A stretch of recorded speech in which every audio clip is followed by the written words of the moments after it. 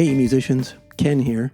My latest song, Hot Tub Mansion, just placed as a semi-finalist in the Song of the Year contest, and the process taught me a few things worth sharing. If you haven't entered a contest before, they're more accessible than you might think. No studio, no pro mix, just a solid song, and you might even walk away with some prizes or publishing opportunities. In this video, I'll break down what judges look for, what helped my song stand out, and what held it back from a win. This is my 11th contest entry, so I've learned a few lessons. I'll play highlights of the song throughout this video, but if you want to hear the full song uninterrupted, check out the link in the pinned comment or in the description. Let's jump in. One lesson I learned from entering contests is this: don't give up on a song if you really believe in it. I actually started writing Hot Tub Mansion 10 years ago, but I hated the original chorus that I wrote. It was way too high to sing, it felt forced, and no amount of tweaking fixed it. So one day I just deleted the entire chorus and left a giant empty space. It was scary, but it was necessary. With that blank section staring at me, I started experimenting. I came up with a much better chorus idea. It was easier to sing and fit the song better. Now let's talk about lyrics and vocals, which ended up taking more time to refine than the music itself.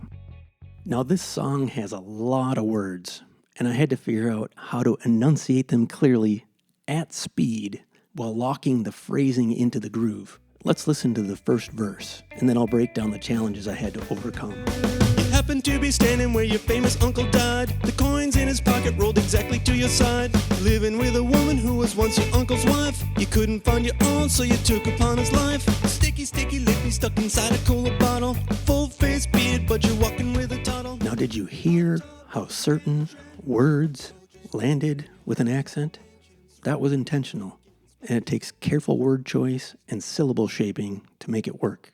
The opening line is, "You happen to be standing where your famous uncle died." The stressed syllables fall right on the downbeats. That alignment makes the rhythm feel natural, like you could tap your foot to the lyrics. And every other line follows the same rhythmic pattern, even though the melody changes. Everything between those accents is just connective wording. My challenge was to find connector words that I could sing quickly without tripping over consonants or awkward transitions. Here's where I had some trouble.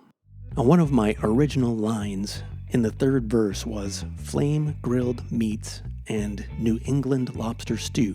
It's very descriptive, but impossible to sing fast. Try saying flame grilled meats several times quickly. The shift from the M in flame to the gr in grilled is clunky, and the gla and nd in England aren't much better. And then lobster stew also jams up the mouth when sung at tempo. So I simplified the line to prime cut meats and your favorite barbecue. Same idea, but much easier to enunciate and still lets me hit the syllable accents cleanly. I ended up making similar revisions throughout the song. I also had some oddball lyrics, and I had to decide whether to keep them or not.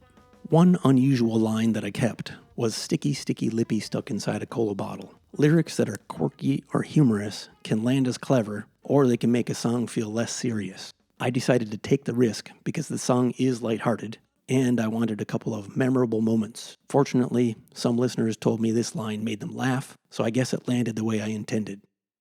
Another odd phrase that I kept was rutabaga batter teeter tater sushi tot. Rutabaga batter teeter tater sushi tot. The chef's in the I'm not even sure what that means, but it fit the food theme of the third verse, and it had a fun, rhythmic feel to it. I don't think a contest judge would dismiss an entire song over a couple of quirky lines anyway. They can always be rewritten later, so I left it in. So why did my song land as a semi-finalist and not a winner? First and foremost, judges look for a memorable hook with a title that matches. The chorus has to hit squarely and stick after one listen. Given that the title Hot Tub Mansion prominently kicks off the chorus, and the remainder of the chorus clearly builds on the hot tub narrative, I speculate that this song met their expectations. They also want focused, emotionally clear lyrics built around a single idea with strong imagery, and this song stays centered on one character and one narrative, using the hot tub angle as a fresh twist instead of literally saying, the rich guy. So why didn't it win? After reflecting, I felt like my song lacked clear genre placement. I submitted it to the pop category, but it might also pass for rock. I didn't specifically have Red Hot Chili Peppers in mind when I was writing it, but it does sound a little bit like their song Snow Hey-O, which sits between rock and pop. The song also has an older vibe. The drum pattern has a 90s grunge feel, the guitar effects lean vintage, and my voice isn't in the modern clean pop lane or the gritty rock lane. It sits in between. Overall, I believe the judges thought it was a good song, but it doesn't scream hit song. So that's it. I hope you took away some tips from this video, and I hope if you've never submitted a song to a contest that you go try it. Most contests judge the songwriting itself, not whether it was recorded in a pro studio. Your song just needs to be complete, performed to the best of your ability, and produced with reasonable clarity. Independent songwriters are absolutely encouraged to enter. That's who these contests are designed for. Entering gives you a goal, it pushes you to level up your writing, and gives you a shot at prizes, gear, and even publishing opportunities. And honestly, it's just a lot of fun. So, are you going to try it? Let us know in the comments.